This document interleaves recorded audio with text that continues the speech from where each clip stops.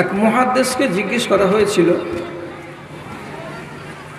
যে আমাকে আল্লাহ তাআলা ভালোবাসেন না বাসেন না, আমি কি দিয়ে বুঝব? আমি আল্লাহ তাআলার কাছে খুব প্রিয় মানুষ না প্রিয় নই, এটা কি লক্ষণের দ্বারাই আমি বুঝতে পারবো? তো তিনি উত্তর দিয়েছিলেন, তুমি যত বেশি আল্লাহর নিষেধকে ছেড়ে আর আল্লাহর আদেশকে আঁকড়ে ধরে থাকতে পারবে, তত বেশি তুমি নিজেকে আল্লাহর প্রিয় মনে করবে। আর যদি তোমার দ্বারাই আল্লাহর নিষেধগুলো দিনে দুপুরে হতে থাকে আর তুমি জানো যে এটা নিষেধ, তাহলে জানতে হবে আল্লাহ রাব্বুল আলামিন তোমাকে অপছন্দ করেন, তোমাকে ঘৃণা করেন। যাকে রব্বুল আলামিন ঘৃণা করেন তার দ্বারাই আল্লাহ ভালো কাজ করে নেন না, আর যাকে আল্লাহ তাআলা পছন্দ করেন তার পিঠের চামড়াকেও লোক তুলে দিতে গেলেও তাকে মন্দ কাজ করানো যাবে না। এটা হলো খাঁটি পরিচয়। এবার আমি আপনাকে এটা কথা জ্ঞান দেওয়ার জন্য বলছি না, শুধু আপনাকে স্মরণ করাবার জন্য বলছি। তাহলে এই আওয়াজ করবেন, যদি ভুল হয়ে যায় তো গুনাহ হবে না। পৃথিবীতে আহলে ঈমান, যারা ঈমানদার, তাদের সংখ্যা বেশি। যারা জান্নাতের ভাগীদার, যাদেরকে রব্বুল আলামিন ফিতরাতে ইসলামের উপরে তৈরি করেছেন, যাদের জন্য রব্বুল আলামিন জান্নাতখানাকে নির্বাচন করেছেন, এই লোকেদের সংখ্যা বেশি না নরকে জ্বলবে এমন লোকেদের সংখ্যা বেশি? এটা আপনারা বুঝতে পারেন, জানেন? কম লোক জানেন। পৃথিবীতে 865 কোটি লোক আছে, তার ভেতরে 137 কোটি লোক হলো মুসলমান, যারা অন্তত পক্ষে বলে লা ইলাহা ইল্লাল্লাহ। আর এই বাক্যটা বলে না, এদের সংখ্যা কত? তো 865 থেকে 136 কোটিকে যদি বাদ দিয়ে দেওয়া যায়, তাহলে মোটামুটি 635 থেকে 40 কোটি বাঁচলো। আর এই 635 কোটি লোক সবগুলোই হচ্ছে জাহান্নামের ইন্ধন এবং জাহান্নামের লুকড়ি।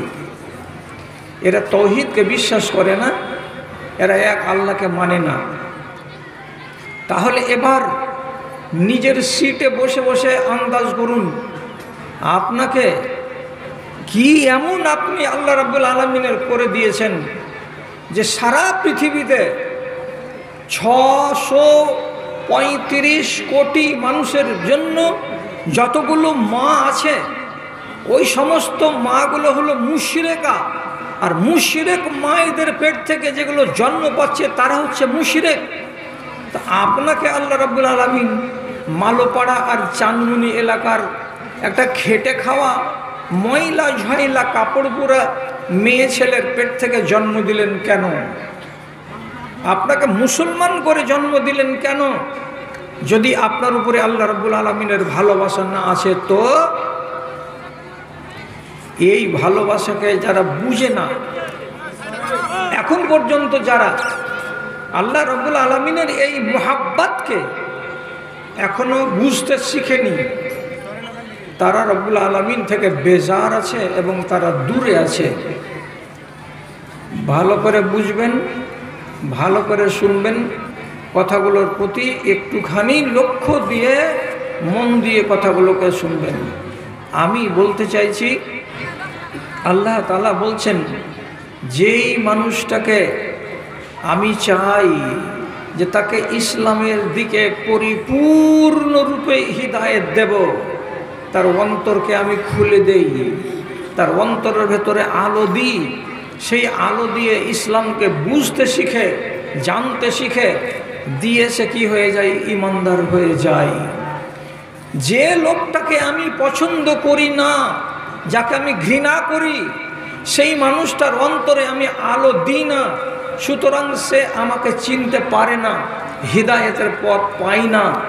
তার সামনে শত শত এমন লক্ষণ দেখা দেবে যে হ্যাঁ এক আল্লাহ আছেন, তিনি হক, তিনি বারহাক, তারপরেও সে তাকে মানবে না। কেন মানবে না? আমি ওর অন্তরকে সিল মেরে রেখেছি, তোমাকে আমি পছন্দ করি না। এই রকম লোকের তালিকা আপনাকে আমি দিচ্ছি, একটু সবুর করেন। গাড়িটাকে বলে আমি স্টার্ট করলাম। আপনি কি ওই দলের লোক যে আপনি চোখে দেখবেন, জ্ঞান করবেন, তারপরে হিদায়াত পাবেন? না আগে থেকে আল্লাহ রাব্বুল আলামিন আপনাকে মুসলমান বাড়িতে তৈরি করে দিয়েছেন, মুসলমান বানিয়ে? তাহলে তো আপনার বিধানটা আলাদা। আপনি নিজের ইমানের উপরে যাতে কায়েম থাকেন, সরে না যান, পচে না যান, তার জন্য সারাটা বছরে 52টা জুমার খুতবা দিয়ে আপনাকে সব সময় টোকা দেওয়া হয়।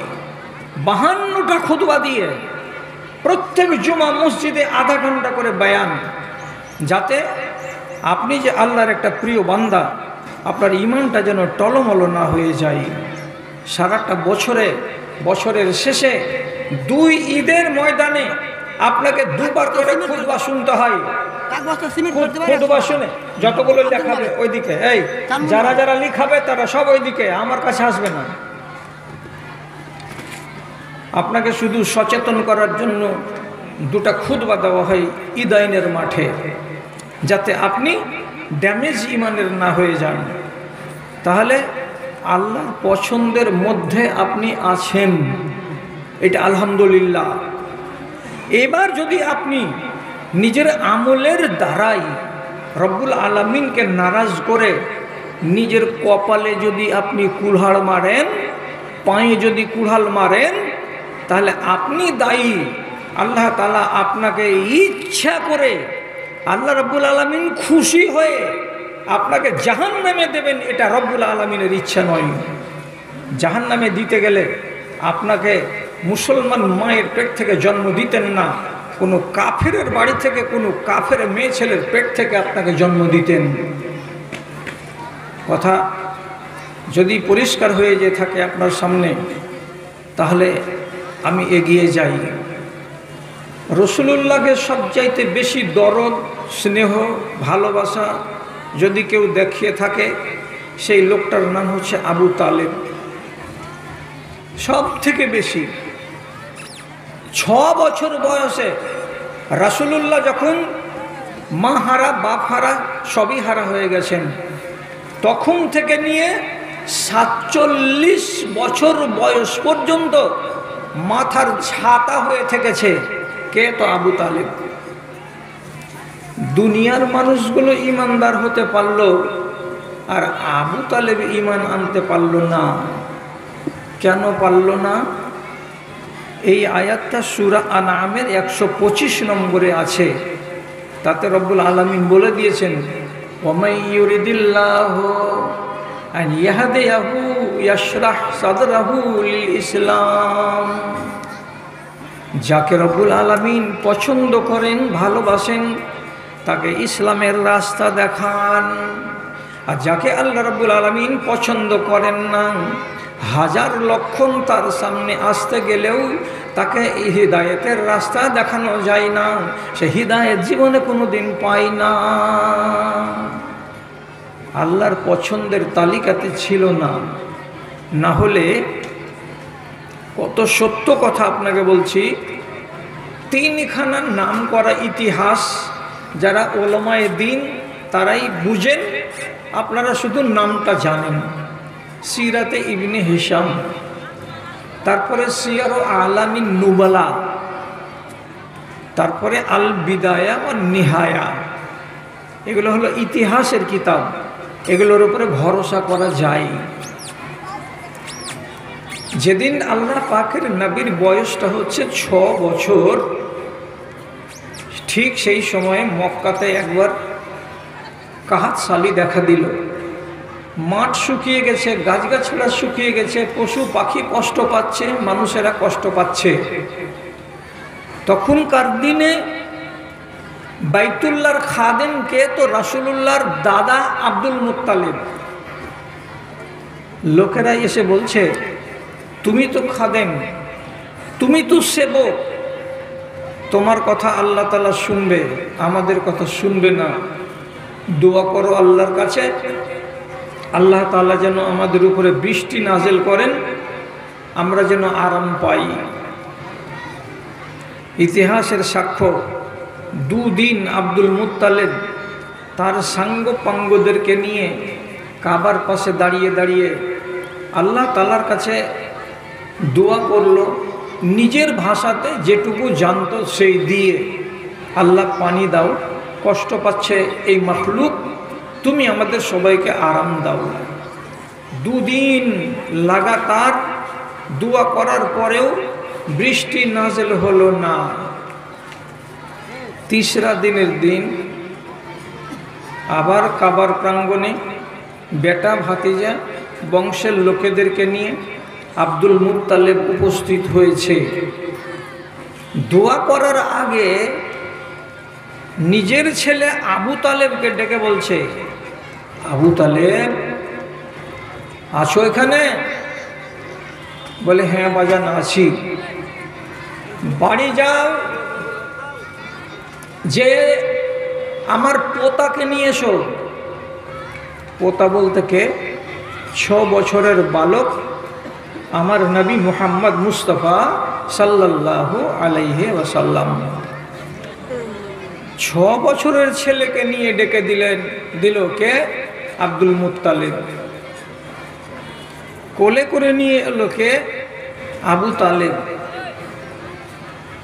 যখন নিয়ে আসলো কাবার গোড়ায়, আব্দুল মুত্তালিব নিজের পোতাকে আদর করে কোলে নিয়ে, ছোট বাচ্চা, একে উঠাতে আর কি ভারী লাগে, উপর দিকে এমনি করে উঠালো। উঠিয়ে কাবার মালিককে অর্থাৎ আল্লাহ রব্বুল আলামিনকে সাক্ষী করে করে বলছে, এই আল্লাহ, এই বালক চমৎকারী বালক, এই বাচ্চা আমার বাড়িতে জন্মেছে, এর লক্ষণ অত্যন্ত ভালো।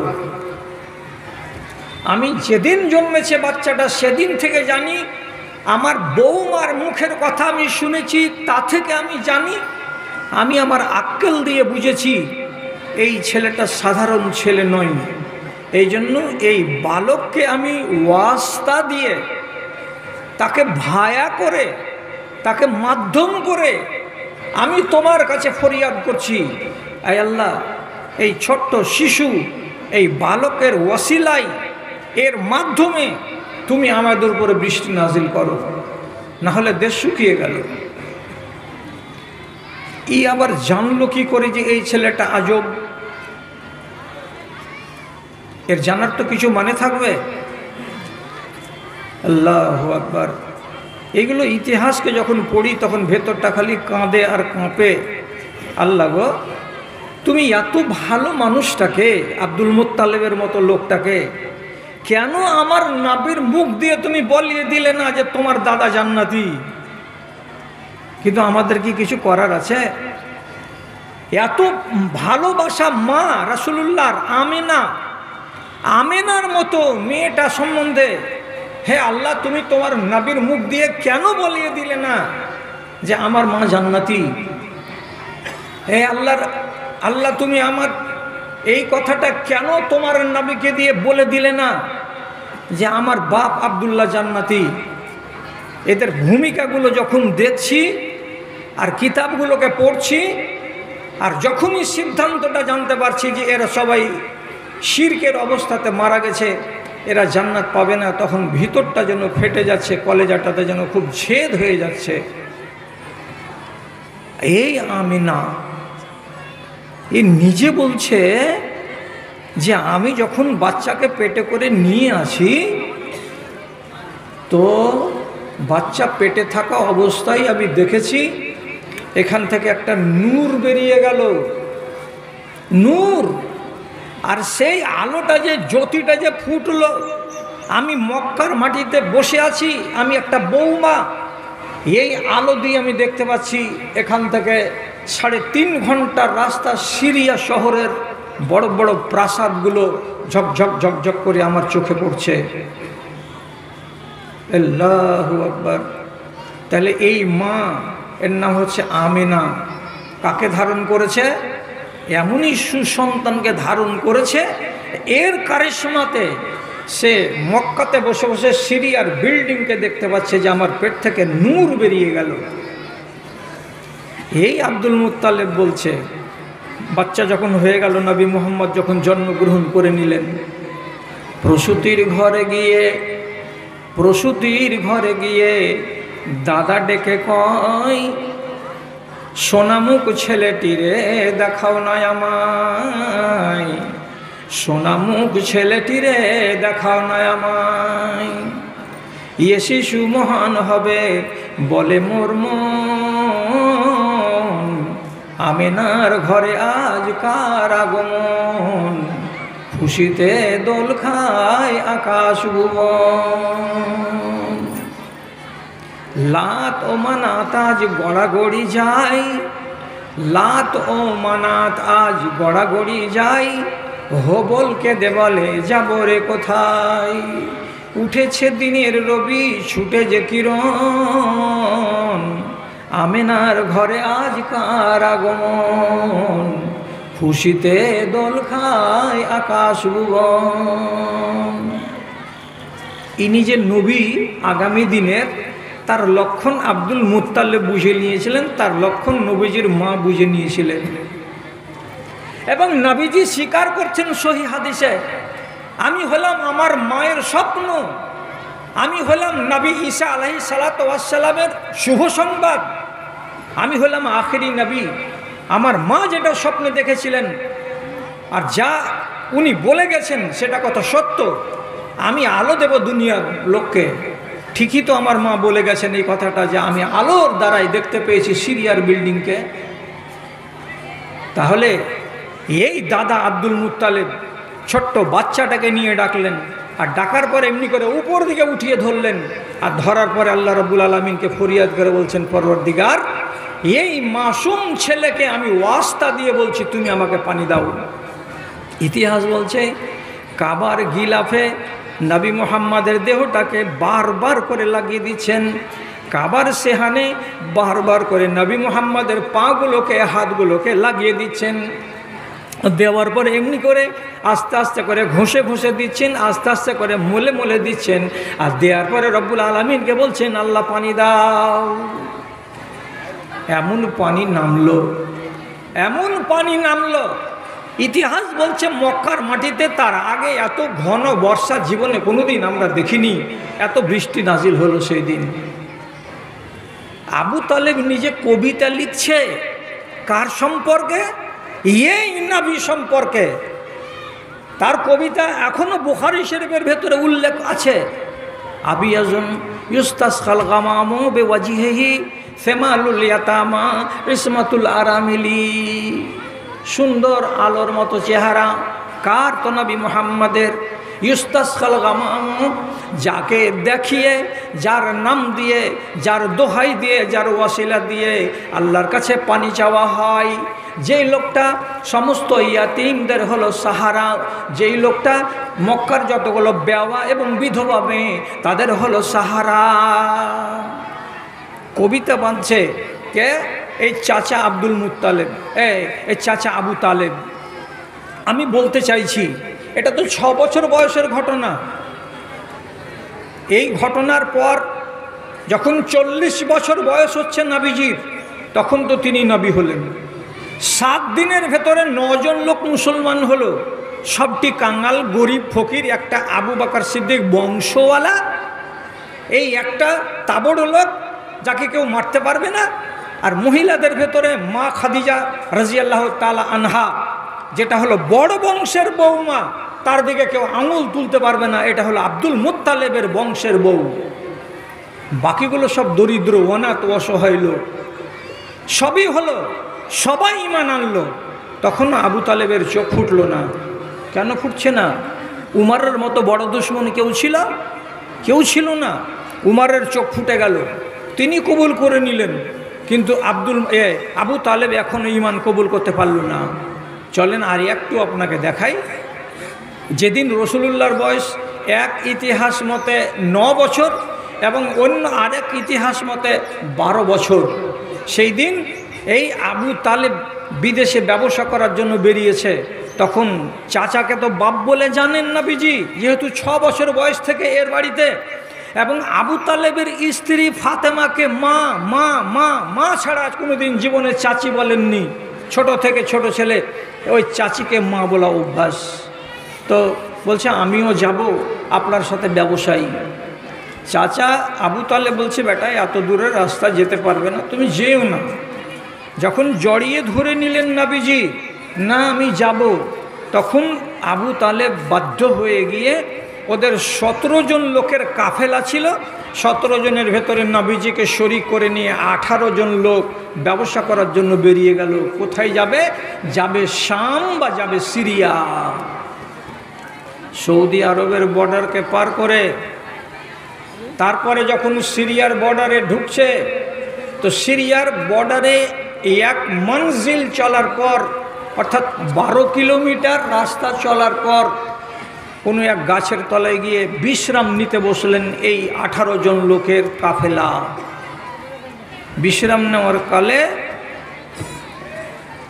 একটু দূর থেকে 10 বিঘা দূর থেকে একটা গির্জাঘর থেকে একটা পাদ্রী, ইহুদিদের আলেম, ও নেমে আসছে, খ্রিস্টানদের আলেম, 1 পা 2 পা করে এগিয়ে আসছে এই কাফেলার কাছে। এই লোকটার নাম হলো বুহাইরা। হাদিসটিকে ইমাম তিরমিজি সহি বলেছেন এবং আল্লামা আলবানী রাহিমাহুল্লাহ এটাকে তিনি ঠিক বলেছেন।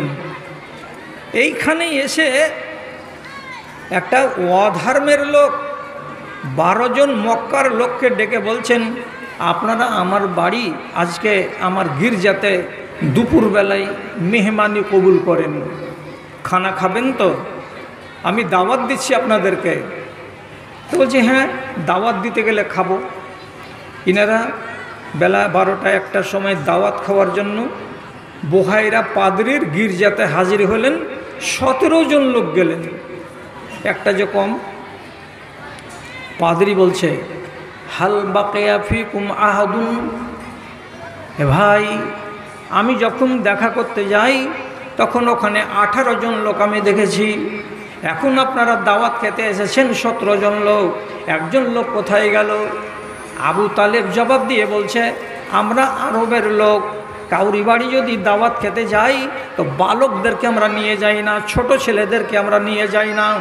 এই যে রেখে এসেছি ওখানে 18 নম্বর, সেটা হলো বাচ্চা, এর বয়স হলো 8 বছর কিংবা 10 বছর।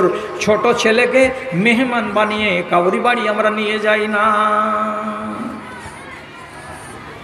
তো বুহাইরা রাহেব বলছে ওটা কথা আমি শুনবো না, আপনাদের সাথে ওই ছোট বাচ্চাকে এক জায়গাতে বসিয়ে খানা খাওয়াবো, আপনি ওই বাচ্চাকে নিয়ে আসেন, তাছাড়া হবে না কথা। বাচ্চাকে শেষ পর্যন্ত এখান থেকে ডেকে নিয়ে যেতে হলো। 10 বিঘা দূরে এই একটু সামান্য হেরফের করে নিয়ে গেল, এক জায়গাতে বসে খানা খাওয়া দাওয়া করা হলো। তারপরে বুহাইরা রাহেব এই 18 জন লোকের দিকে আঙুল তুলে বলছেন আইয়ুকুম আকরাব ইলা হাযাল ওয়ালাদে, আপনারা যে 18 জন লোক আছেন, এই 18 জন লোকের ভেতরে এই বাচ্চাটার সবচাইতে কাছের মানুষ কোনটা, সবচাইতে নিকট আত্মীয় কোনটা, আপনারা এটা আমাকে ধরা দেন। তখন আবু তালেব নিজের হাত তুলে বলছে আমি হলাম তার কাছের লোক, এটা হলো আমার ভাতিজা, আমি হলাম তার আপন চাচা, এখানে আর কোনো রকমের ধোঁকাবাজি নাই, একেবারে রক্তের সম্পর্ক, একে আমি ছেলে বলি জানি এবং এই ছেলেটা আমাকে বাবা বলেই জানে। কত সুন্দর কথা হয়ে গেল, আলাপচারিতা। এবার এই সবটি লোককে রেখে দিয়ে বুহাইরা রাহেব নবীজির মতো এই যে 10 বছরের বালক তার হাতখানা ধরে আর আবু তালেবের হাতখানা ধরে এখান থেকে উঠে বাইরের দিকে নিয়ে গেলেন। আর যাওয়ার পরে আবু তালেবের কাঁধের উপরে এমনি করে হাত রেখে দিয়ে বলছে, আপনাকে একটা ভালো পরামর্শ দিচ্ছি। ভালো পরামর্শটা কি? আপনি এই বাচ্চাটাকে নিয়ে আর এগোবেন না, সিরিয়ার দিকে যাবেন না। এই বাচ্চাটার অনেক দুশ্মন আছে। যদি দুশ্মনেরা জানতে পারে যে হ্যাঁ অমুকটা এই বাজারে এসেছে, আর ওরা যদি শুধু জেনে নেয় যে এই বালকটা এসেছে আমাদের শহরেই, তাহলে বাচ্চাকে জিন্দা রাখবে না, ওরা কতল করে দেবে। আবু তালেব চোখকে ছানাবড়া করে দিয়ে বলছে, এটা কেমন কথা? আমার ভাতিজা কি অপরাধ করেছে যে লোকেরা তাকে মারবে? বুহাইরা রাহিব বলছে, এটা তোমার ভাতিজা হতে পারে, কিন্তু সারা দুনিয়ার মানুষের জন্য ইনি হলেন রাহমাতুল্লিল আলামিন। এটা হলো আগামী দিনে এই নবী হবেন, এটাকে আল্লাহ তাআলা শেষ নবী করে দুনিয়াতে পাঠিয়েছেন। ছেলে আপনার হতে পারে, ভাতিজা আপনার হতে পারে, কিন্তু সারা জাহানের ইনি হলেন নবী। এর লক্ষণ বলছে তিনি নবী ছাড়া কিছু নন। আর আমাদের কিতাবে আমরা পড়েছি, আর যেগুলো লক্ষণ আমি দেখলাম তাতে ছেলেটা যে নবী এটা কোনো সন্দেহ নাই। কি দেখেছো তুমি? হ্যাঁ, তোমার বাড়িতে তো ছেলে আমার মানুষ হয়নি, তো কি দেখলা তুমি? বুহাইরা রাহেব নিজে বলছে, আপনারা এই সিরিয়ার বর্ডারে কটার সময় পা ঢুকিয়েছেন, এসেছেন? মোটামুটি 10টার দিকে না? বলে হ্যাঁ, ওই বর্ডারকে পার করে এই বর্ডারে যে পা দিয়েছেন তখন কটা বেলা? 10টা থেকে 11টা বেলা। বলছে হ্যাঁ। তো বুহাইরার মতো রাহেব, অন্য ধর্মের জ্ঞানী মানুষ, উনি যে বলছে আমি একবার আমার গির্জা থেকে বের হলাম, ঠিক সেই টাইমে তো আমি দেখতে পাচ্ছি এই ময়দানের ভেতরে যতগুলো বড় বড় পাথর আছে আর যতগুলো সামনে আমার চোখে গাছগাছড়াগুলো আছে, বাবুরের গাছ, আমের গাছ, খেজুরের গাছ, নারকেলের গাছ, যত রকমের গাছ আছে সমস্ত গাছগুলোকে আমি সেজদায় পড়ে যেতে দেখেছি। কটার সময়? সে 10টা 11টার সময়। আমি তাজ্জব বনে গেলাম, আল্লাহ রে, এই গাছগুলো আর পাথরগুলো কিসের জন্য সেজদায় পড়ে গেল? কারণটা কি? কারণটা কিছু খুঁজে পাচ্ছিলাম না। যখন এখানে কাছে এলাম আপনাদেরকে দাওয়াত দিতে, বালকের দিকে যখন তাকালাম তখন আমি বুঝে নিয়েছি এটাই হলো শেষ নবী রাহমাতুল্লিল আলামিন। এরই আগমন ঘটেছে বলে সিরিয়ার গাছগাছড়াগুলো তার সম্মানার্থে সেজদায় পড়েছে। আচ্ছা, এত বড় নিদর্শন, এত বড় আলামত দেখে নেওয়ার পরে নবীজি যখন 40 বছর বয়সের, তখন তো আবু তালেব বেঁচে। তো অন্যান্য গ্রামবাসী সবাই এলো, দূরের লোক কাছের লোক এলো, ঈমান কবুল করতে পারলো, কিন্তু এর দ্বারাই তৌফিক হলো না যে আমি ঈমান কবুল করি। কেন করছে না? এর মানেটা কি? তা আল্লাহ রাব্বুল আলামিন বলছেন, ওয়া ইউরিদিল্লাহ আইয়ুযলিলহু, যাকে আল্লাহ রাব্বুল আলামিন গুমরাহ করে রেখে দেবেন, যাকে হিদায়াত দেবেন না, যাকে আল্লাহ তাআলা পছন্দ করেন না, তার অন্তরটাকে সিল করে দেওয়া হয়, তার বুকের ভেতরে আলো ঢুকতে দেওয়া যায় না। যখন আলো ঢুকে না তখন সেই লোকটা হেদায়েতের রাস্তা পায় না। না হলে আপনি নিজে বলুন তো, চোখের সামনে যখন দেখতে পেল 6 বছরের বাচ্চাকে তার বাবা কাবার গায়ে লাগিয়ে লাগিয়ে দোহাই পেড়ে পেড়ে আল্লাহর কাছে যখন পানি চাইল, তার 2 দিন আগে পানি হলো না, 2বার দোয়া করে, আর আজকে যখন বালককে নিয়ে দোয়া চাইলো তো ঝরঝর করে আসমান থেকে পানি এলো। তাহলে জানতেই পারছে যে বাচ্চাটা আজব বাচ্চা। তারপরে নিজের চোখে দেখতে পেল সিরিয়ার মাটিতে, এত জ্যান্ত ঘটনা জানার পরেও তার দরজা উন্মুক্ত হলো না, ইমানের দরজা তার খুললো না। কেন খুললো না? আল্লাহ রাব্বুল আলামিন তাকে পছন্দ করেন না। এখন যতটি মদখোর আছো চাঁদমুনি এলাকাতে, আর যতটি চোট্টা বেনামাজি আছো, সমস্ত লোককে বাড়ি গিয়ে হিসাব করতে হবে, আর না হয় আমার স্নেহবার মৌলবি ইলিয়াসের কাছে গিয়ে লিখে নিয়ে আসতে হবে, তুমি এতদিন ধরে নমাজ ধরতে পারোনি কেন? আর সোজা সোজা জবাব, আল্লাহ তোমার উপরে ক্ষেপে আছে, রেগে আছে। যতদিন আল্লাহ তোমার উপরে রাজি না হবেন ততদিন তুমি দিনদার হবে না। যতদিন তোমার উপরে আল্লাহ তাআলা রাজি না হবেন ততদিন পর্যন্ত তুমি বেহায়া বেহায়া হয়েই থাকবে। তোমাকে এক গাড়ি হাদিস কোরআন শোনাতে গেলেও তোমার ভেতরে হায়া ফিরে আসবে না। আল্লাহ যার উপরে নারাজ হবেন সেই ব্যক্তি দিন থেকে দূরে থাকবে, আর আল্লাহ যার উপরে রাজি থাকবেন সেই মানুষটা দিন থেকে দূরে থাকতে পারবে না। ইমানের আলো তাকে টানবে, আমি এদিকে যাব, আমি এইদিকে যাব না। ওয়াজ শুনতে এসেছেন যত মাওলানা আজকালকার জমানাতে আছে শতকরা 99টা কিছু রং কিছু তামাশা আপনাকে দিয়ে দিল, আর দেওয়ার পরে আপনি এখান থেকে চলে গেলেন। দারুণ মজা লাগলো, হে কি গলা, কি সুন্দর সুন্দর গাইতে পারছে, কিছু হবে না ওতে।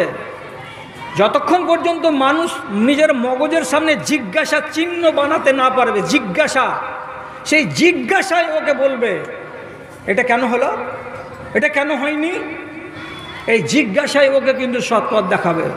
আমি বেশি লম্বা ওয়াজ করব না, আমি ছোট করে ওয়াজ করি। আমার বাপ, আপনার বাপ, সারা দুনিয়ার মানুষের বাপ হযরতে আদম আলাইহিসসালাতু ওয়াসসালামকে এত ইজ্জতের জায়গা থেকে রব্বুল আলামিন টেনে বার করে দিলেন। আর শব্দটা কি ব্যবহার করা হয়েছে কোরআন মাজিদের ভেতরে? উখরুজ, এখান থেকে বেরিয়ে যাও, এহেবেতু, এখান থেকে নেমে যাও, আমি রাখবো না তোমাদেরকে দুজনকে জান্নাতের ভেতরে, রাখা হবে না। তো রব্বুল আলামিন ইজ্জতের আসন থেকে বাপকে নামিয়ে জমিনে ফেলে দিলেন, মাকে নামিয়ে জমিনে ফেলে দিলেন। কি অপরাধটা ছিল? আঙুলে গুনেন, আঙুলে গুনেন। একটা মাত্র আমার বাপ অন্যায় করেছিলেন, মাত্র একটা অন্যায়, একটা। আল্লাহ তাআলা বলেছিলেন গাছের তলায় যেও না, ওনারা দুজন চলে গেছিলেন, ফল খেয়ে নিয়েছিলেন। এই সামান্য একটা অপরাধ, আর তাতেই আল্লাহ তাআলা এত রাগলেন যে জান্নাত থেকে দুনিয়াতে পাঠিয়ে দিলেন। তাহলে আপনি যে বসে বসে তসবিহ জপছেন আর বলছেন ইনশাআল্লাহ আমরা মরে জান্নাত পাবো, ইনশাআল্লাহ আমরা মরে জান্নাত পাবো, তো আপনার ইনশাআল্লাহটা কত চওড়া, আপনার ইনশাআল্লাহটা কত লম্বা, এর ভোল্টেজ কত? আর ইনশাআল্লাহর উপরে আপনার এত কেন ভরসা? আমল নাই, কোনো ইনসাফ নাই, আপনার কাছে কোনো দিনদারি নেই, দেয়ানদারি নেই, আর আপনি খালি বলছেন গাল বড়াই করে ইনশাআল্লাহ ইনশাআল্লাহ আমরা মরে জান্নাত চলে যাব। 10টা অন্যায় করবেন, ও একটা অন্যায় করে জান্নাত থেকে বেরিয়ে গেল, আর আপনি 10টা অন্যায় করবেন আর করার পরে মুখ বড় করে বলবেন আমি জান্নাতে যাব। এর মতো জাহেল দুনিয়াতে কে আছে? খবরদার, এই কথাটা কোনোদিন মুখে আনিয়েন না যতক্ষণ পর্যন্ত নিজেকে সামলাতে না পারবেন। কেন?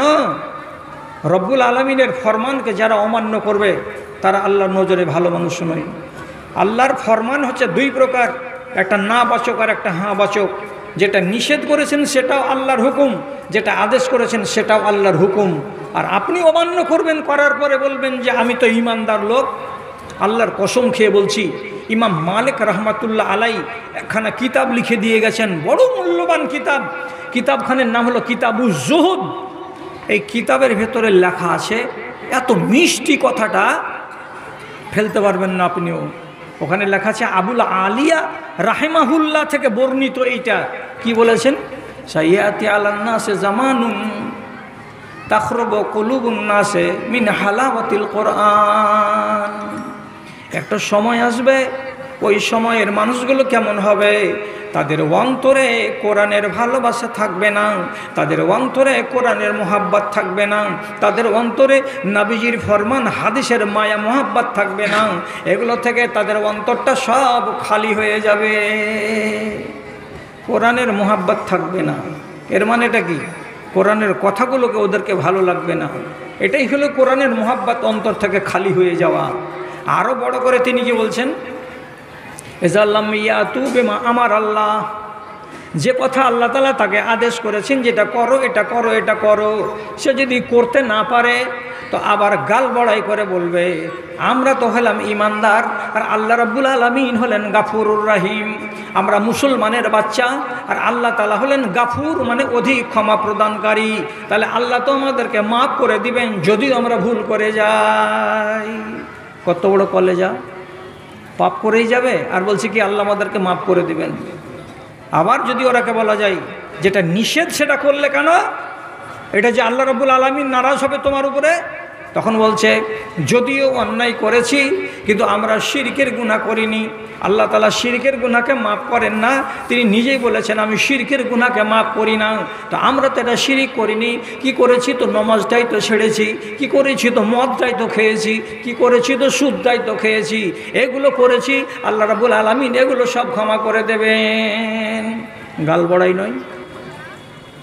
কোরআনের মোহাব্বত থাকবে না, এক যুগ আসবে মানুষের ভিতরে।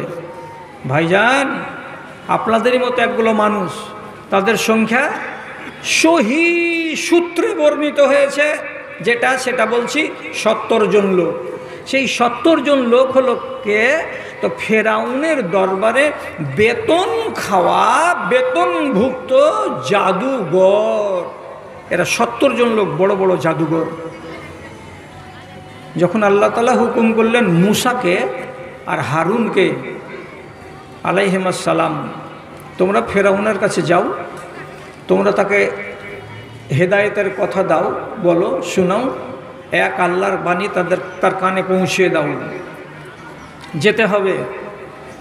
তো মূসা তখন বলছেন আল্লাহ রাব্বুল আলামিনকে যে পরওয়ারদিগার, এত পড়া লোকের কাছে যাব যে দাম্ভিক, হয়তো মারবে কাটবে, হয়তো লোক লাগিয়ে দিবে, দিয়ে পিটন দিয়ে দিবে, কিছু হয়ে যাবে, তো ভয় লাগছে।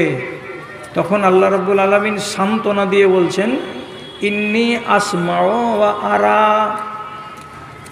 তোমরা দুই ভাইকে বলছি যাও, আমি সব শুনতে পাবো, আমি সব দেখতে পাবো। আল্লাহ নিজে বলছেন ওখানে যাবে, তো যাওয়ার পরে তুমি কি বলবে আর ফেরাউন কি জবাব দেবে আমি আল্লাহ তাআলা শুনতে পাবো, এবং তোমাদের সামনে ফেরাউন কি আচরণ করবে আর তোমরা দুই ভাই কেমন করে কথা বলবে আমি আল্লাহ দেখতে পাবো। যদি আমি টাটকা দেখতে পাই আর আমি টাটকা শুনতে পাই, তাহলে তোমাদের উপরে যদি কোনো বিপদ নেমে আসে আমি আল্লাহ তোমাদেরকে বাঁচাবো, তুমি চিন্তা করিও না, তোমরা আরামে নিশ্চিন্তে ফেরাউনের কাছে যাও। শব্দটা আল্লাহ কোরআনে কি বলছেন? আমি দেখতে থাকবো আর আমি শুনতে থাকবো, চিন্তা করিও না। সব কথা হলো, শেষে ফেরাউন দিশা না পেয়ে নিজের জাতিকে ডেকে বলছে, ওগো, এই যে দেখছো দুটো জাদুঘরকে, যা চক্কর শুরু করেছে তোমাদেরকে দেশ ছাড়া করে রেখে দিবে, অতএব আমাদের উচিত হবে এই দুই জাদুঘরকে আমাদের দেশ থেকে তাড়িয়ে দেওয়া। কি বলছো তোমরা? সমস্ত লোক বলছে জি হ্যাঁ, এই দুই জাদুকরকে এখানে রাখা যাবে না। ইলজাম, এরা জাদু জানে, জাদু করে, জাদুঘর। ডেট হয়ে গেল, জাদুঘরকে ফেরাউন ডেকে নিল।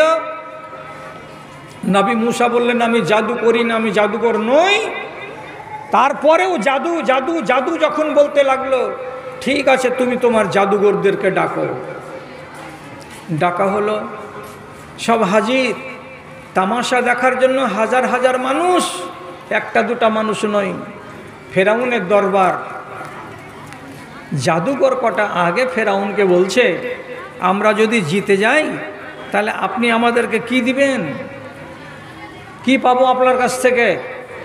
তো ফেরাউন কত দামি তোহফা দিতে চাইল, এর চাইতে দামি কিছু হয় না। ইন্নাকুম লামিনাল মুকাররাবিন, তোমরা যদি জিতে যাও তাহলে তোমরা 70 জন লোক আমার কাছের লোক হয়ে যাবে, আমার নিকটের লোক হয়ে যাবে। আমি যে দরবারে বসি সেখানেই তোমাদের চেয়ার লাগিয়ে দেওয়া যাবে, আমার ডানে আমার বামে তোমরা ঘুরবে, তোমরা আমার খাস লোক হয়ে যাবে, তোমরা আমার নিকটের লোক হয়ে যাবে। চিন্তা করুন তো এটা কত বড় মর্যাদা। প্রধানমন্ত্রীর যদি ডান হাতের কেউ লোক হয় তো নিজেকে বলবে আমি কপালওয়ালা। মুখ্যমন্ত্রীর যদি কাছের একটা লোক কেউ হয়ে যেতে পারে তো সে নিজেকে গৌরব করে বলবে আমি হলাম মুখ্যমন্ত্রীর ডান হাতের লোক। এটা হলো ইজ্জত, এটা হলো পদ, এটা হলো সম্মান। ফেরাউন ডেকে বলছে তোমাদের সবকটিকে আমি আমার নিকটের লোক বানিয়ে নেব, আমার কাছ থেকে তোমরা কখনো দূরে যাবে না। ডেট হলো, এবার সবাই এলো। আসার পরে মুসা নবী একাই আছেন আর সাথে সহযোগী মিনিস্টার আছেন কে? তো হারুন।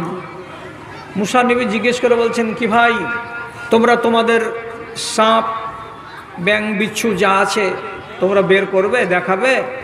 না আমি শুরু করব, আগে দেখাবো? তো আল্লাহর কোরআন বলছে ওরা তখন করলো কি, 70 জন লোক, ওদের কাছে এইরকম মোটা মোটা রশি আগে থেকে পাকানো ছিল, ওদের হাতে একটা করে বড় বড় ডান্ঠা ছিল, ডান্ঠাগুলোকে যেমনি মেঝেতে ফেলে দিল, আজদাহা সাপের মতো করে ফনা তুলে দিল, রশিগুলোকে ফেলে দিল, সব আলাদ সাপের মতো হয়ে গেল, দশলা সাপের মতো হয়ে গেল, ফনা তুলে চারিদিকে ঘুরতে লাগলো। দেখে মনে হচ্ছে এমন দংশন করবে যে মুসা নবীকে এক্ষুনি গিলে খেয়ে শেষ করে দেবে। কোরআন মাজিদ আল্লাহ রাব্বুল আলামিন তখন পরিষ্কার করে লিখছেন মুসার ভেতরের কথাটা, ফাআউজাসা ফি নাফসিহি খিফাতান মুসা। নবী মুসা মনে মনে বলছেন, আল্লাহরে 70টা লোকের 70খানা দড়ি, 70টা আলাদ সাপ হয়ে দাঁড়িয়ে আছে, 70টা লোকের 70খানা লাঠি আমার সামনে খরিস সাপ হয়ে দাঁড়িয়ে আছে, এরা যদি একসঙ্গে আমার উপরে হামলা করে দেয় তাহলে আমি তো শেষ হয়ে যাব বলে নিজের ভেতরটাকে এমনি এমনি করে দুরু দুরু দুরু দুরু করে কাঁপাচ্ছেন। কি হবে কি হবে কি হবে করে ভাবছেন। আল্লাহ তাআলা বলছেন, এই এই এই উত্তর দিক দক্ষিণ দিকখানে কোনটাকার বেটি ছেলেটি আছে, যায় একটু খোঁজ লাও তো, এখানকার বেটি ছেলেটি এদের বাড়ি কোনটাকে তোদেরকে? হ্যাঁ এই তোরা এত কথা বলিস কেন? এখান থেকে যাওয়ার ইচ্ছা আছে তো চুপচাপ চলে যাও, বেরিয়ে যাও, এখানে এত কথা বলছো কেন তোমরা? বিশেষ করে এখানকার দক্ষিণ দিকের মেয়ে ছেলেটি বেশি কথা বলছে, আমি যখন থেকে উঠেছি তখন থেকে খুব গল্প করছে, কিন্তু এরা খুব গল্প লাগালছে। অনুচিত কাজ এটা, কিন্তু উচিত কাজ নয়।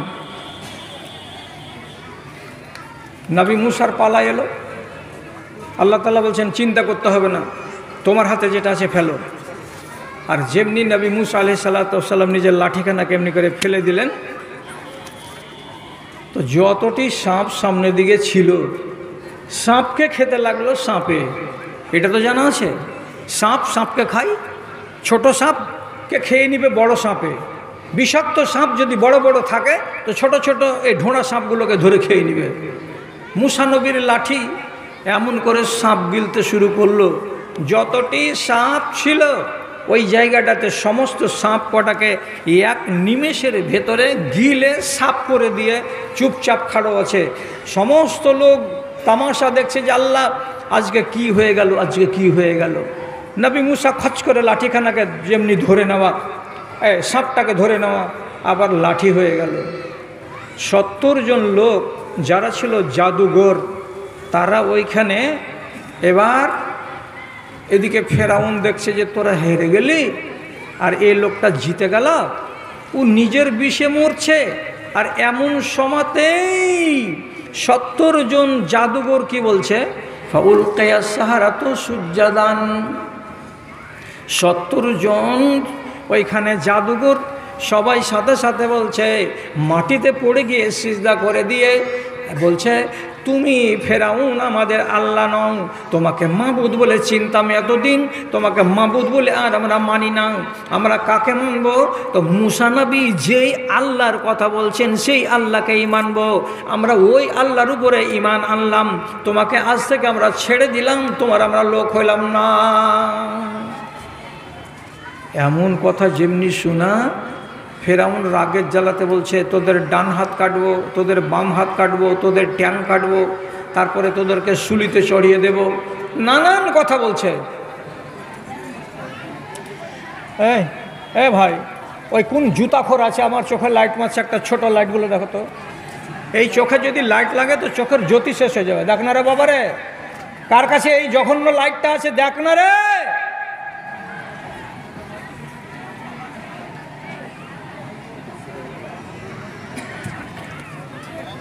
চোখটা এখন ছানা ছানা গোড়া করতে লাগলো, চোখে ছায়া হতে লাগলো। কে চোখে এরকম করে তোমরা লাইট মারছো, ওই বিষাক্ত লাইটগুলো গো?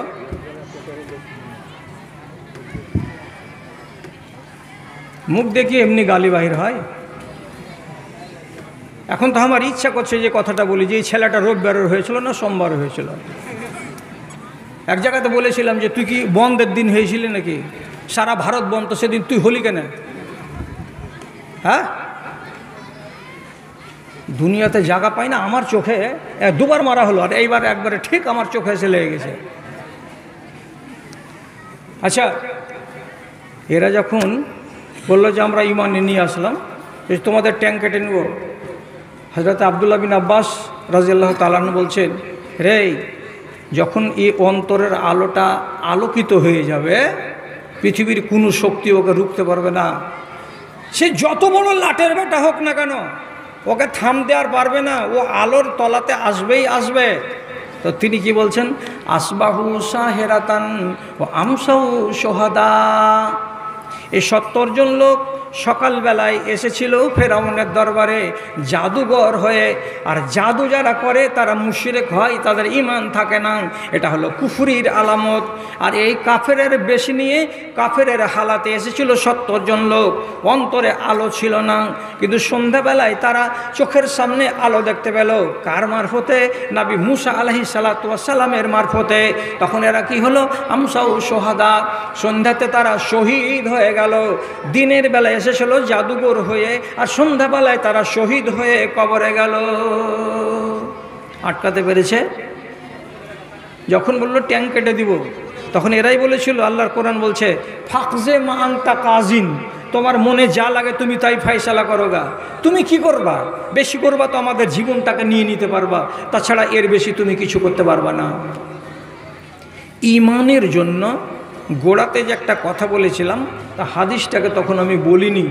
সেটা হাদিসটা কি আছে, এত মিষ্টি হাদিস যে সম্মান করুন হাদিসটাকে।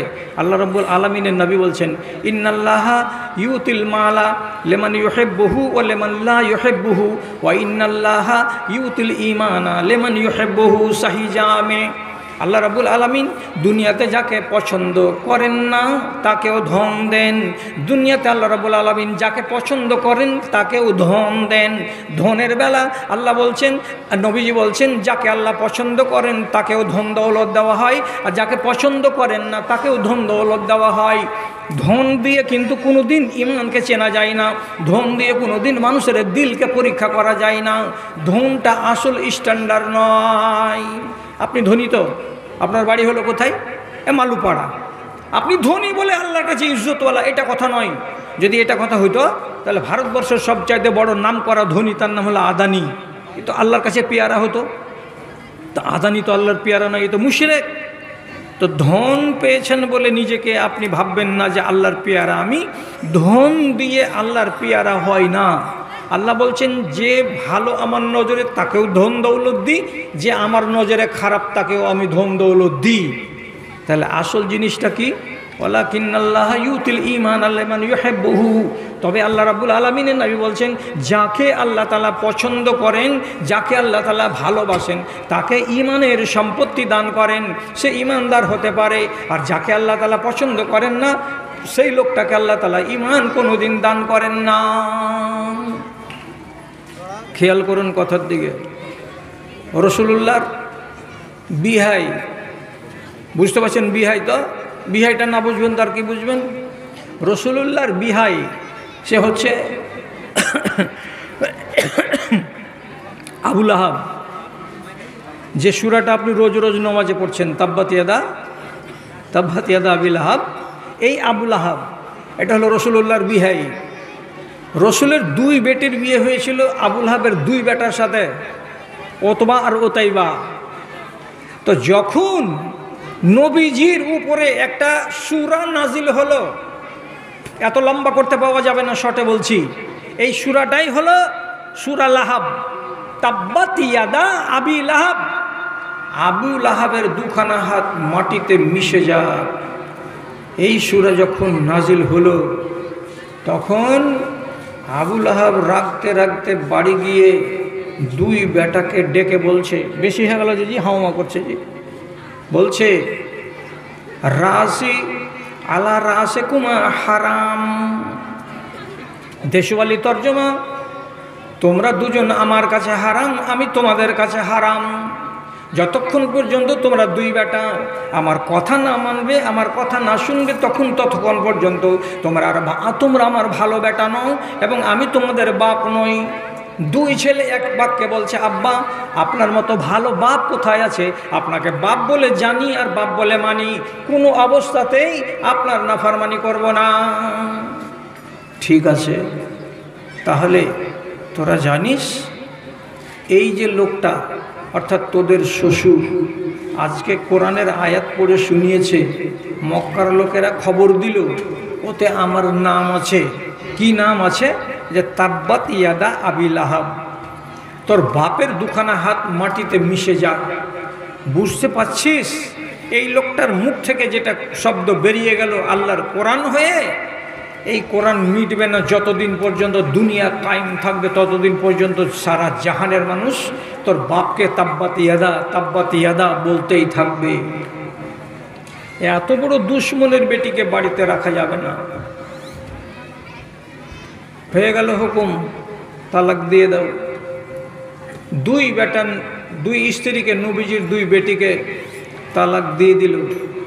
তার ভেতরে এক বেটা ও করল কি, নিজের শ্বশুরের কাছে নবীজির কাছে এলো, আসার পরে রাগ করে কয়েকটা কড়া কথা শোনালো, আর শোনার পরে শেষে নিজের শ্বশুরের মুখের সামনে তাক করে থুথু নিক্ষেপ করে দিল। নিয়ে যা তোর বেটিকে আমি রাখবো না, ভাত দিব না, চলে যাও ওখান থেকে। রাসূলুল্লাহ দুঃখিত হলেন, তুমি আমার মেয়েকে বাদ দিয়ে দিবা, কোনো অসুবিধা নেই, কিন্তু এতগুলো অফেন্সিভ কথা কেন?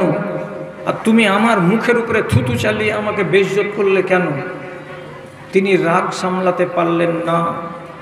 আল্লাহ পাকের নবী তো একজন মানুষ, নবী হতে গেলে তার কাছে তো মানসিকতা আছে। রাগ সামলাতে না পেরে তিনি কি বললেন নিজের জামাইকে? বেটি ছেড়ে দিলে ভালো কথা, তোমার দুর্ব্যবহারের কারণেই একটা কথা তোমাকে বলে দিচ্ছি আমি, তা কি? আল্লাহুম্মা সাল্লি আলাইহি কালবান মিন কেলাবিকা। এ পরওয়ারদিগার আলম, এই যে নালায়েক ছেলেটা এতদিন আমার জামাই ছিল, আমার বেটিকে তালাক দিয়ে দিল, আমার বেটিকে আমার কাছে জমা করে দিল, কিন্তু আমার সাথে যে ব্যবহারটা করেছে এটা আচরণ ভালো করে নাই। তার জন্য আমি তোমার কাছে দোয়া করছি, রব এই ছেলেটাকে তুমি এমন মওত দান করো, এর উপরে একটা কুকুরকে নিযুক্ত করে দাও, যে কুকুরটা এই কুকুরটার জীবনটাকে শেষ করে দেবে, যেই কুকুরটা এই কুকুরটাকে রক্তাক্ত করে দেবে। এই কুকুরটা এলো, বাপকে হাসতে হাসতে সংবাদ দিয়ে বলছে, বাজান সব সহ্য করে দিয়েছি। কি করেছিস রে বেটা? আচ্ছা করে গালি দিয়েছি। আর কি করেছিস? মুখে থুথু চালিয়ে দিয়েছিলাম। আচ্ছা, তারপরে কি হলো? বলছে রাগের জ্বালাতে ও তখন আমাকে একটা খারাপ কথা বলল। কি বলল রে? কি বলল রে? তখন বলছে, হ্যাঁ ওগুলা কথাতে কে কান দেয়? কি বললো আর না বললো বল না, তুই কি বলেছে? তখন বলছে, আমাকে শুনিয়ে বলল ওই আমার শ্বশুর, আল্লাহুম্মা সাল্লি আলাইহি কালবান মিন কেলাবিকা, আল্লাহ তোমার দুনিয়ার কোনো একটা কুকুরকে এর উপরে তুমি নিযুক্ত করে দিও, ওই কুকুরে যেন এর জানকে খেয়ে নেয়। এই কথাটা যেমন শোনা, কলেজাতে যেমন কাউরি ঘা লাগে, কেমন হুড়কি লেগে যাওয়ার মতো পজিশন তৈরি হয়ে যায়, ওইরকম আবু তালেবের মনে হচ্ছে যে হুড়কি লেগে গেল। হায় আল্লাহ, কি কাজ হলো, কেমন হলো? এটা কথা ওর মুখ দিয়ে বেরিয়ে গেছে তোর নামে। যে হাজি বাপু তুমি ভাবছো কেন, এতক্ষণে চিন্তিত তুমি হয়ে গেলে? তো আবুল লাহাবের জবাব দিছে কি বলে, ইন্নি আসাদুন নাসে মুখাফাতান আলা ইন্নি আসাদুন নাসে খাওফান মিন দুআইহি। একটু উলট পালট হয়ে গেল, কথাটা ভুলে গেলাম, বুড়া মানুষ তো। তিনি বলছেন, সে বলছে আমি যতটা বেশি ভয় করি ওই নবী মুহাম্মাদের দোয়াকে বলে, অতটুকু ভয় তুমি করো না। আমি নবী মুহাম্মাদের শব্দকে এতটা মানি এবং এতটা বিশ্বাস করি যে এর দোয়া বিফল যাবে না। তোর নামে যে বদদোয়া করে দিয়েছে রে বেটা, তো আমাকে তোর জান বলে যত ভয় হচ্ছে, অন্য কোনো জিনিসকে বলে আর আমার ভয় হয় না। তোর নামে বদদোয়া হয়ে গেছে। ঠিকাদার বাবলাবনা থেকে এসছে 5,000। আপনার নাম কি? আবুল কালাম। আপনার নাম হাসানুজ্জামান, বাবলাবনা বাড়ি। হাসানুজ্জামান, বাবলাবনা বাড়ি। 5,000 টাকা নগদ দিলে একটা ভাগনা পড়ছে এখানে। আচ্ছা আচ্ছা, 5,000 টাকা নগদ। আপনি বড় মানুষ হিসেবে। আচ্ছা আচ্ছা আচ্ছা, ঠিকাদার মানুষ একটু বড় কোন হয় ভাই? পাতলা টোলা আবুল কালাম। এটা কতটি? এটা 5,000। এটা 5,000। আর বাকি 5,000 বাকি আমার দাদা দাদি মানে দাদা দাদির নামে। আচ্ছা আচ্ছা আচ্ছা কিন্তু আমার দাদা বড় ভাই ঠিকাদারি করে আচ্ছা আচ্ছা আচ্ছা। আল্লাহুম্মা সাল্লি আলাইহি আল্লাহুম্মা বারিক আলাইহিম। পরওয়ারদিগার, এই ছেলের বাপ দাদা নানানি যারা আর হাসানুজ্জামান, এদের যারা আহল আয়াল কবরবাসী হয়েছে, আল্লাহ তুমি তাদের দরগুজার করিও, তাদের কবরকে তুমি নূরে মুনাওয়ার করো। যতদূর পর্যন্ত চোখের জ্যোতি যায় আল্লাহ অতদূর পর্যন্ত কবরকে প্রশস্ত করে দাও। আল্লাহ মাকসের মালাহু ওয়ালাদাহু ওয়া বারিক লাহু ফিমা রাযাকতাহু। আচ্ছা, আর একটু আপনাকে ডিস্টার্ব করতে। আমার মনিরুল কারি সাহেব মাদ্রাসার শিক্ষক। হ্যাঁ, আমার দাদি হ্যাঁ, মানে একটা লাখ মাছি দিয়ে ওঠাচ্ছে। একটা লাখ মাছি দিয়ে পাঠিয়েছে। আচ্ছা আলহামদুলিল্লাহ, তো রাখো, ঠিক আছে। আল্লাহুম্মা গফির লাহা ওয়ারহামহা। ও দাদিটা মারা গেছে না দাদুটা? দাদুটা মারা গেছে। আচ্ছা আচ্ছা আচ্ছা। আল্লাহুম্মা গফির লাহু ওয়ারহামহু ওয়া আইয়িদহু বিল ইলমি ওয়া যায়্যিনহু বিল ঈমানি ওয়াত তাকওয়া ওয়া লা তুরযু বিল ফিতান ইয়া রাব্বাল আলামিন। আমিন বিরহমাতিকা ইয়া আরহামার রাহিমিন। হ্যাঁ, তো বলছিলাম বেটা, দুনিয়াতে কোনো লোক এতটুকু ভয় করে না মুহাম্মাদের কথা শুনে যতটুকু ভয় আমি করি। তাহলে বেটার জানে ভয় নেই, কিন্তু বাপের জানে কত ভয় আছে। যে দোয়া করেছে কেমন, যে তোর উপরে যেন আল্লাহ তাআলা কোনো কুকুরকে নিযুক্ত করে দেয়। বেটা চিন্তা করে না, কিন্তু বাপের চিন্তা বেড়ে গেছে। কত বিশ্বাসটা আছে এদিকে। ঘটনা কি হলো লম্বা করছি না আমি। কোনো এক সময় ওই বেটারাই বেরিয়ে গেল ব্যবসা করার জন্য বিদেশে। যখন বেরিয়ে যাচ্ছে তখন বাপ বলছে, দেখ রে, তোরা 10-12 জন লোক গেলি, এক শিয়ারের লোক, ব্যবসা করতে যাবি তো আমার বেটাকে খবরদার, রাস্তাতে রাতের বেলায় যে তোরা রাত কাটাবি তো ওর বিছানা যেন কিনারাতে না হয়। ওর বিছানা হবে সব সময় মাঝখানে। তোরা চারিদিকে গোল করে বিছানা লাগাবি আর আমার বেটাটাকে মাঝখানে রাখবি। কেন? ওর মগজে টক্কর খেয়েছে। কি বলে, কোনো সময় কোনো এক জানোয়ার এসে আমার ছেলের উপরে হামলা করে দিতে পারে। এত কিছু যত্ন করার পরেও বাড়ি থেকে বেরিয়ে গিয়ে 6 দিন 7 দিনের রাস্তা যাওয়ার পর কোনো এক জায়গাতে বিশ্রাম করছিল সিরিয়ার রাস্তায়। রাতের বেলায় জঙ্গলের একটা বাঘ এলো, নেকড়ে বাঘ এসে এটাকে শুকে দেখে, কিছু বলে না, সরে যায়। আরেকজনকে শুকে শুকে দেখে, মুখটাকে সরিয়ে নেয়। আরেকজনের কাছে যাই, মুখটাকে সরিয়ে নেয়। এ করে করে মাঝখানে যেটা শুয়েছিল লোকটা, চাদর টাঙিয়ে মুখটাকে ঢেকে তার কাছে গিয়ে একটু শুকে দেখলো। আর শুকে দেখার পরে কি বুঝলো আর না বুঝলো, সাথে সাথে আক্রমণ করলো। আর আক্রমণ করে তার গলাকে কেটে দুখান করলো। আর এমন আক্রমণ হলো যে এতজন লোক তার চারিদিকে থাকা সত্ত্বেও তারা কেউ তাকে বাঁচাতে পারলো না। বাড়ি থেকে দূরে বিদেশের মাটিতে ওই নেকড়ে বাঘের হাতে বা কুকুরের হাতে তার মরণ হয়ে গেল। সে নিজের বাড়িতে মরতে পেল না। রাসূলুল্লাহর কথাটা সত্য হলো। আচ্ছা, এই কি জাহেলের বেটা জাহেল, এই যে বুঝতে পারছে যে নবীর কথা যা মুখ দিয়ে বেরোবে সেটা দু রকমের হবে না আর বদলাবে না। তাছাড়া নিজের ছেলে যে এমনি হয়ে মরে গেল, তো তুমি তো জানতে পারছো যে নবীজির দোয়া লেগে গেছে বাচ্চাকে, না হলে কুকুরে কেন কামড়াবে আর বাঘে কেন কামড়াবে আর সে মরবে এই হালাতে। তো এতগুলো নিদর্শন তোমার চোখের সামনে আসছে, তো তোমার মনের দরজাটা খুলছে না কেন? মনের দরজা যদি খুলে যায় আর সে নিজে নিজে যদি বাড়িতে বসে বসে অন্যান্য লোকের মতো হিদায়েত হয়ে যায়, তাহলে তো তার কপালটা ভালো হয়ে যায়। কিন্তু আল্লাহ রাব্বুল আলামিন আবু লাহাবকে পছন্দ করেননি, যার কারণে চোখের সামনে এত নিদর্শন এসেছে, তবুও সে ইমানের রাস্তা পায়নি। কত লাঞ্ছিত মরণ মরেছে জানেন? মরলো তো বিছানে মরলো, আর মরলো তো এমন একটা রোগে মরলো যে যেই রোগটাকে আরবের লোকেরা বলতো ছুঁয়াচে রোগ। এই রোগীর কাছে যে থাকবে তাকে ওই রোগ লেগে যাবে। এই জন্য মরা লাশকে রেখে দিয়ে বেটা বেটি স্ত্রী ছেলে মেয়ে সব দূরে পালিয়ে গেল। এরা গায়ে হাত দিয়ে গোসল দেওয়া, কাফন পরা, গাঁড়া কোড়া, একবারে বাদ, কেউ ছুতে এলো না তাকে। শেষে দুনিয়ার লোক বলল, মরা লাশকে বাইরে রেখে দিবি, তোদের বেইজ্জতি হবে। যেমন করে পারবি একটা লাশকে পুঁতে দে মাটির তলায়। ওর খাটের কাছেই খাল খুঁড়েছে, আর খাটের কাছে খাল খুঁড়ে হাত দিয়ে নামায়নি, বাঁশ লাগিয়ে লকড়ি লাগিয়ে বিছান থেকে গড়িয়ে ফেলে দিয়েছে, নিজের বাপকে এমনি করে ট্যাংখানা ধরে আর হাতখানা ধরে তাকে মেঝেতে শুয়ায়নি, লকড়ি দিয়ে ঠেলে ফেলে তাকে কবরে শুয়েছে, ফেলে দিয়েছে, দিয়ে মাটি চাপা দিয়ে দিয়েছে। কত বড় লাঞ্ছিত মরণ মরেছে। কেন এমন হলো? আল্লাহ রাব্বুল আলামিন বলে দিয়েছেন সূরা আনামের ভেতরে, যাকে আমি পছন্দ করি না তার অন্তরে সিল মেরে দেব। যত তুমি ওয়াজ করো না কেন, যে বদ হালাতে আছে সে বদ হালাত তার ছুটবে না, থেকেই যাবে ওই হালাত। চরখির নাজিরের বাবা মারা গেছে, তাই জন্য 2000 টাকা। চরখির নাজিরের বাপ মারা গেছে, তার জন্য 2000 টাকা। আল্লাহুম্মা সাল্লি আলাই, আল্লাহুম্মা বারিক আলাই। প্রথম জায়গায় 200 টাকা দোয়া করতে। আচ্ছা, মাশাআল্লাহ, আলহামদুলিল্লাহ, জাযাকাল্লাহ। কি বলছিলাম? তোমাকে যদি আল্লাহ আক্কেল দিয়ে থাকে, তাহলে তোমাকে নিজের আক্কেলের দ্বারাতে এটা পরীক্ষা করে নিতে হবে, দিয়ে আল্লাহ রাব্বুল আলামিনকে রাজি করে রাখতে হবে। আমি লম্বা করি না, আমি লম্বা করছি না, ছেড়ে দেবো, আদায় আসতে শুরু হয়ে গেছে।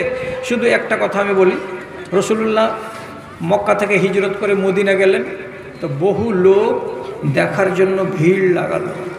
এখান থেকে লোক, এখান থেকে লোক, এখান থেকে লোক, লোকের লোক, লোকে লোক মদিনাতে এসে ভিড় লাগিয়ে দিয়েছে দেখবো বলে। এই জায়গাতে এলো একটা লোক, ইহুদিদের আলেম, তার নাম আব্দুল্লাহ বিন সালাম। আলেম, ইহুদিদের আলেম।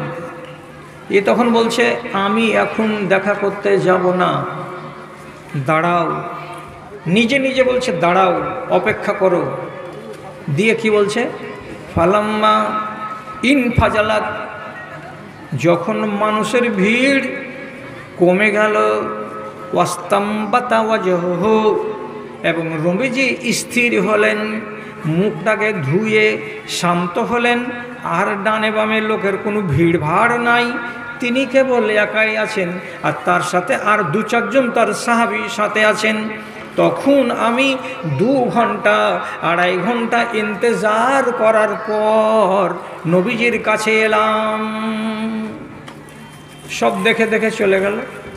আমি যখন ঢুকলাম তো আমি দেখতে গেলাম, তার চেহারার দিকে ভালো করে নজর দিয়ে চেহারাটাকে যখন দেখলাম, তো আমি কি বুঝতে পারলাম আলেম মানুষ হয়ে, ইন্না হাযাল ওয়াজহা লাইসা ওয়াজহু কাযাবিন, এই লোকটার চেহারা দেখে বুঝতে পারছি এটা মিথ্যাবাদী লোকের চেহারা নয়, এই লোকটা মিথ্যুক নয়, এই লোকটা ধোঁকাবাজ নয়, এই লোকটা একেবারে সত্যবাদী।